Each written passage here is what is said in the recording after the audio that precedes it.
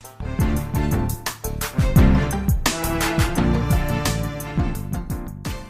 welcome to the Market Alert for Friday, the 17th of February 2023. So yesterday, hawkish Fed speak hammers stocks, Bitcoin bid after bad data. Mester and Bullard both dropped the 50 basis point hike headline bomb. So yeah, I think they did 25 basis points last month, didn't they? Do you know, I can't remember. But anyway, the 50 is now being spouted and rumoured. So that's had an impact on stocks. As it says here, comfortably longed. Forced buying has been huge over the last few months. But of course, as it implies there with the bubble, is it about to pop? With Mester and Bullard making these claims. Mester and Bullard tout 50 basis points hitting stocks and bonds further after hot PPI. Yeah, more hot news yesterday. US stocks declined after hawkish data and Fed rhetoric. After the market opened, the Dow down 431 points yesterday, and we'll start off by having a look at this now. Actually, before we do that, let's have a look see if there's any news today. No economic news today for the markets. Let's have a look. Only retail sales for the UK is what we've got there. And yesterday, the hot data was the PPI numbers and prelim, etc. Coming out hotter than forecast. So yeah, more inflationary data. They're never going to beat it though, are they, when the interest rates are less than inflation? It's never been achieved before, and it's obviously not working this time either, which is why they're talking of another 50 basis points next time around, which of course is going to have an impact on the banks, as per the video I recommended yesterday by John Titus. So let's have a look at the Dow for yesterday, see what happened and what could possibly happen during today's trading session. So in the Dow yesterday, we see the market moving down by the end of the day, and also at the moment trading below the 50 EMA, where the market's found support at this area on two previous occasions and managed to bounce. So we'll see if the market has got any bounce in it at this level. 62% retracement as well from there back to here. In the 30-minute chart, we sold off from the open. We then moved up. Well, from the open, it was from the news at 1:30. Then we got a bounce off the S2. And then by the time we got to the DP and into the evening, an hour before the market was to close, 8 o'clock this bar, at 8 p.m, the market then sold off sharply, and we're currently trading below yesterday's low. If the market's going to show any sign of moving to the upside, it needs to get back above yesterday's low. In the German DAX, trading up to the 89 yesterday. It's a crucial area at the top of the market where you've got this retracement, market stopping, and then potential to move to the downside. In order to do this, it's got to first take out yesterday's low, the day before, and then down to these other areas here. We can also apply some fib retracements there on the downside. We're already through 38 and at the moment sitting at 50 with these other areas where there could be support if prices do continue to move to the downside. It's Friday, and the traders don't like to tank the markets on a Friday because it leaves it open at the weekend with uncertainty. So we'll just have to wait and see, but a pullback is required for sure down to any one of these levels.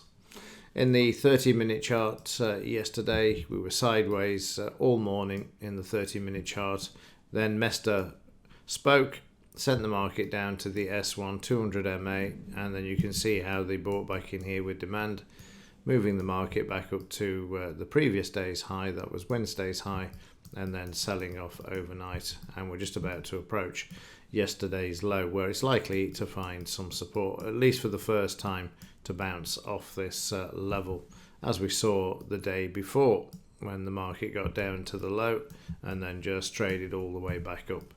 They want the market up for the obvious reason that I spoke of yesterday, to actually improve the balance sheets, to try and offset some of these unrealized losses they have on their balance sheets.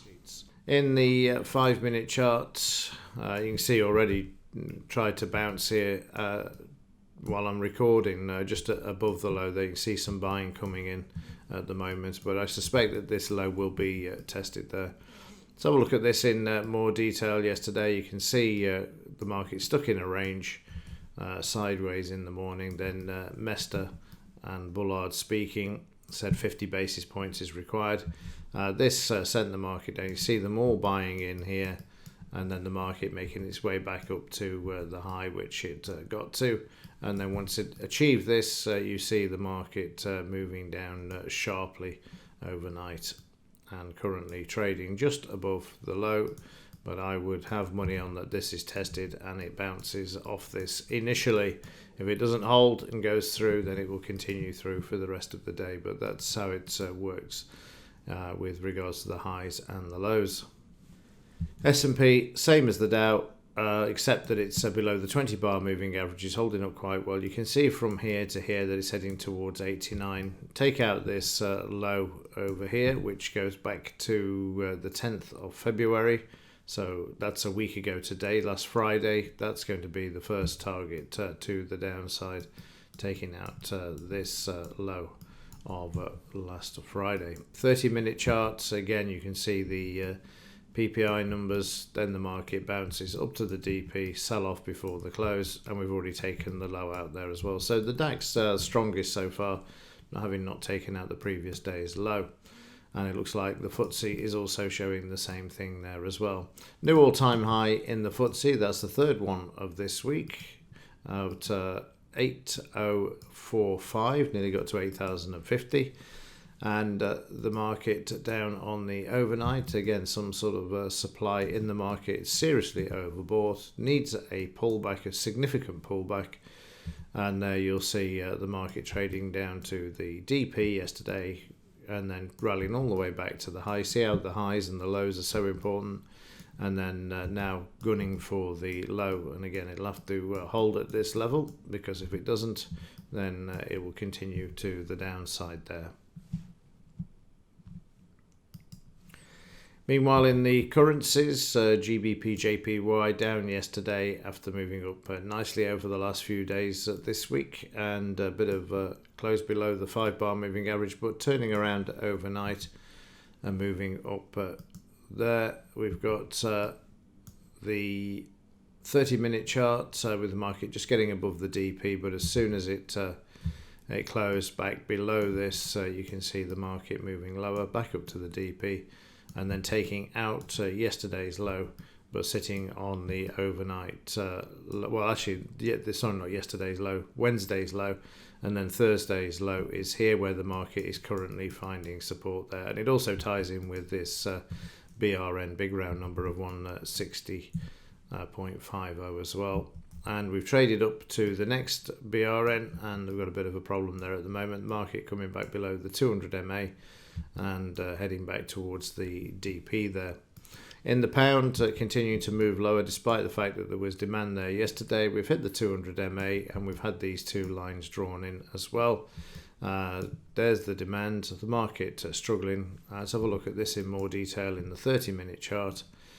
Yesterday we started on the upside and then we moved lower. The dollar moved higher, obviously, on the news and the comments from Mester and Bullard. And we're also below yesterday's low at the moment and heading towards the S1 there. Also below the 119.50. This can be seen there at this time. In the US dollar, continuing to move to the upside overnight. A strong move there in the daily chart. So have a quick look at the 30-minute chart and see what we've got going on here. So again, there's a lot of strength in the US dollar because of the comments made, and also a rate increase is positive for the currency. That being the case, the metals market's going to get hammered today on that basis, and you'll see there that we've got the 200 MA just down there a bit further. What sort of price area are we looking at for that? 2094. So yeah, no problem at all to get through that 21 and all the way down. It's only about 50 cents. They were already at the low on the silver price. Tried to rally yesterday, but again was hammered down later on when the dollar started to move to the upside. The same for gold.